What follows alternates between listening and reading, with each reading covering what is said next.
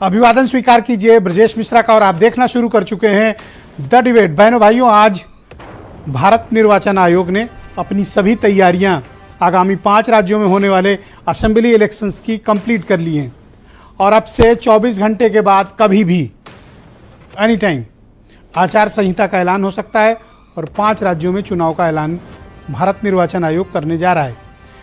इन 5 राज्यों में जहां चुनाव है बड़ा अहम है, क्योंकि लोकसभा के चुनाव के पहले ये आखिरी बड़ा मुकाबला है जो ग्राउंड पर एनडीए अलायंस और इंडिया अलायंस के बीच होने जा रहा है। स्टेक बड़ी ज़बरदस्त है और इस चुनाव से जो माहौल बनेगा वही 2024 का भारत का माहौल होगा। आज की चर्चा इसी विषय पर है। बहन भाइयों, 5 राज्यों के चुनाव राजस्थान, मध्य प्रदेश, छत्तीसगढ़, तेलंगाना और मिजोरम, इन 5 राज्यों के विधानसभा के चुनाव बहनों भाइयों बेहद अहम है। अहम इस दृष्टिकोण से है कि 2018 में भी जब ये चुनाव हुए थे तो भी 19 के चुनाव के पहले का ये बड़ा मुकाबला था। तब कांग्रेस राजस्थान, मध्य प्रदेश और छत्तीसगढ़ जीत ली थी, बीआरएस ने तेलंगाना जीत लिया था। ऐसे हालात में अब जब 2023 के अंत में ये आखिरी बड़ा मुकाबला होने जा रहा है, वो भी पार्लियामेंट इलेक्शन के पहले, बहन भाइयों तस्वीर ग्राउंड पे क्या कहती है? क्या वर्तमान सरकारें रिपीट होंगी या फिर इन राज्यों में सत्ता परिवर्तन होगा? जनता क्या चाहती है? जनता के बीच मुद्दे क्या चल रहे हैं? लेकिन बहन भाइयों, बहुत वक्त के बाद ये ऐसा चुनाव है जहां पर इस बार कोर इश्यूज ज्यादा हावी हैं, सेंटिमेंट्स कम हैं और कोर इश्यूज की बहुतायत है। हालांकि अभी चुनाव का आधिकारिक ऐलान नहीं हुआ है, होने के बाद माहौल में बड़ी गर्मी आती है, माहौल दूसरी पिच पे चला जाता है। लेकिन वर्तमान आज की डेट तक कोर इश्यूज पर यह चुनाव लड़ा जा रहा है और सरकारें मजबूर हैं अपने प्राप्त मैंडेट के अगेंस्ट उन्होंने क्या काम किए हैं ये जनता को बताने के लिए। ये आज तक की तस्वीर है। राजस्थान, मध्य प्रदेश, तेलंगाना, छत्तीसगढ़, मिजोरम, क्या होगा यहाँ पे? पब्लिक ओपिनियन क्या है? लोग क्या सोच रहे हैं?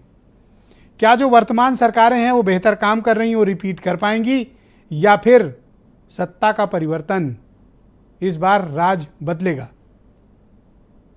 सर्वाधिक स्टेक मध्य प्रदेश, देश का सबसे बड़ा सूबा, भारतीय जनता पार्टी के 20 साल की कांग्रेस के थोड़े वक्त को बीच से हटा दें, पिछली बार भारतीय जनता पार्टी का निष्कंटक शासन, लेकिन इस बार मध्य प्रदेश में भारतीय जनता पार्टी बेहद दबाव में है और अब तक सबके टिकट अधिकांश घोषित हुए हैं, लेकिन शिवराज सिंह चौहान समेत वर्तमान कैबिनेट में किसी को भी टिकट दिया नहीं गया।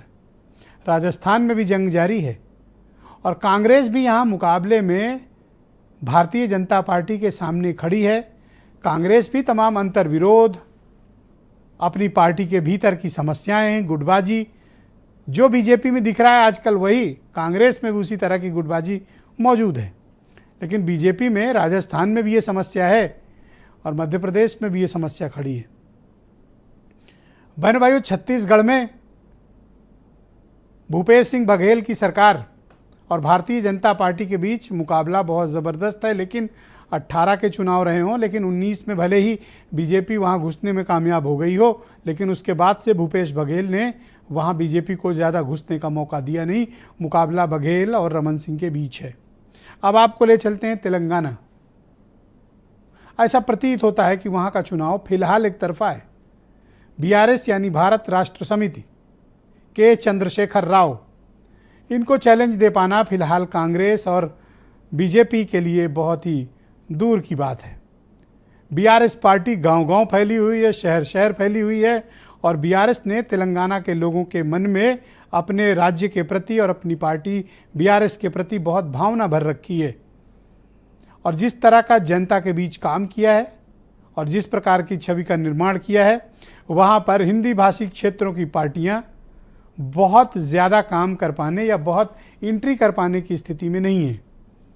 चाहे वो हैदराबाद हो, भले ही म्यूनिसिपल कॉरपोरेशन के 48 सीटें बीजेपी ने जीत ली हों, इसके पहले करीमनगर की लोकसभा सीट भी संजय बंडी ने जीती थी, लेकिन उसके बाद बीआरएस ने कभी भी वहाँ किसी और पार्टी को घुसने का कोई मौका दिया नहीं है।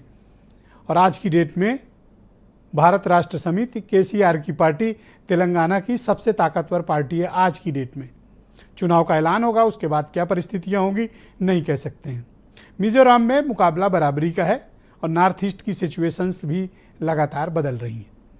बहनों भाइयों, क्या सरकारें रिपीट होने जा रही हैं? क्या गहलोत की वापसी होगी? शिवराज सिंह चौहान का क्या होगा? क्या बीजेपी अगर जीतती भी है मध्य प्रदेश तो क्या ये तय है कि वहां पर नेतृत्व परिवर्तन होगा? ऐसा प्रतीत होता है और ऐसा लग रहा है कि बीजेपी मध्य प्रदेश के भीतर दबाव में है, लेकिन बीजेपी राजस्थान में कांग्रेस पर 19 पड़ रही है, भारी पड़ रही है और बीजेपी वहाँ मजबूत पोजीशन में आ गई है। लेकिन वहाँ बीजेपी में थोड़ी गुटबाजी की बातें कही जा रही। ये ओवरऑल एक सिनेरियो है कि इन 5 राज्यों में क्या होने जा रहा है। बहनों भाइयों, जो भी होगा वो लोकसभा के चुनाव को प्रभावित ज़रूर करेगा और ये दिखाएगा कि किस अलायंस में कितनी ताकत है। बीजेपी के अलायंस एनडीए में या कांग्रेस के अलायंस इंडिया में, किस में कितना दम है अभी स्पष्ट हो जाएगा। बहनों भाइयों, अब तक चुनाव घोषित कर दिया जाना चाहिए था इन 5 राज्यों का। नवंबर तक राजस्थान, मध्य प्रदेश, छत्तीसगढ़ और मिजोरम में चुनाव हो जाने चाहिए और दिसंबर तक तेलंगाना की विधानसभा भी सृजित हो जानी चाहिए। इस तरह के पिछली बार के चुनाव के यही कहानी कहते हैं, लेकिन अब तक चुनाव घोषित नहीं किया गया है। और जैसा मैंने प्रारंभिक उद्बोधन में कहा कि एनी टाइम, कभी भी, किसी भी वक्त चुनाव घोषित किया जा सकता है। क्यों? क्योंकि सारी तैयारियां पूरी कर ली गई हैं। आज फाइनल राउंड का ऑब्जर्वेशन रिव्यू सब पूरा हो गया है और उम्मीद की जा रही कि अब से कभी भी इन 5 राज्यों में चुनाव घोषित हो सकते हैं। क्या है ओपिनियन पोल? जनता के बीच क्या चल रहा है? पत्रकार क्या सोच रहे हैं? मीडिया के लोगों के बीच क्या चर्चा और पॉलिटिकल पार्टी क्या क्लेम कर रही है? डिबेट इसी विषय पे करेंगे। आप कुछ बयान सुन लें। अन्य कार्यकर्ता से सर्वोच्च नेता तक प्रधानमंत्री नरेंद्र मोदी उसको खुद लीड करते हैं, सामने से लीड करते हैं, अपने की हुई कामों की विवरण देते हैं, उनको लोगों को निवेदन करते हैं, रिपोर्ट कार्ड देते हैं और विपक्ष की गुमराह करने वाले बातों को उजागर करते हैं, उनकी दोगलेपन को उजागर करते हैं।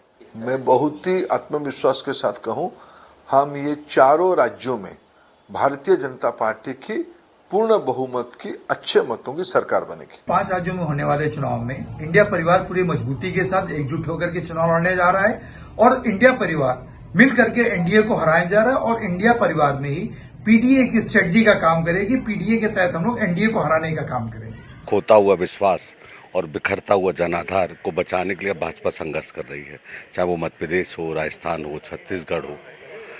निश्चित तौर पर जिस तरीके के रुझान आ रहे हैं और हमारे पास जो फीडबैक आ रहा है, हम पूर्ण बहुमत से सरकार बनाएंगे और एक बेहतरीन सरकार मध्य प्रदेश में, राजस्थान में हमारी सरकार चली रही है, छत्तीसगढ़ में हमारी सरकार चली रही है। हम तेलंगाना में सरकार बनाएंगे, छत्तीसगढ़ में बनाएंगे। बहनों भाइयों, दिसंबर के दूसरे सप्ताह में वर्ष 2018 में यहाँ पर चुनाव वगैरह ये रिजल्ट घोषित कर दिए गए थे, लिहाजा अब ये उम्मीद की जा रही कि कभी भी चुनाव घोषित होंगे। हीरो वाजपेयी बीजेपी के प्रवक्ता हैं, डॉक्टर आशुतोष वर्मा समाजवादी पार्टी से हैं, डॉक्टर मनीष हिंदवी उत्तर प्रदेश में कांग्रेस के प्रवक्ता हैं, प्रदीप तिवारी बहुत ही जाने माने पत्रकार हैं, भोपाल से मुझे ज्वाइन कर रहे हैं, संजय सैनी जयपुर से हमें ज्वाइन करेंगे, जाने माने पत्रकार हैं राजनीतिक मामलों के, और दिल्ली से हमें पॉलिटिकल एनालिस्ट और सीनियर जर्नलिस्ट नीलू रंजन जी ज्वाइन करेंगे और वीरेंद्र सिंह जी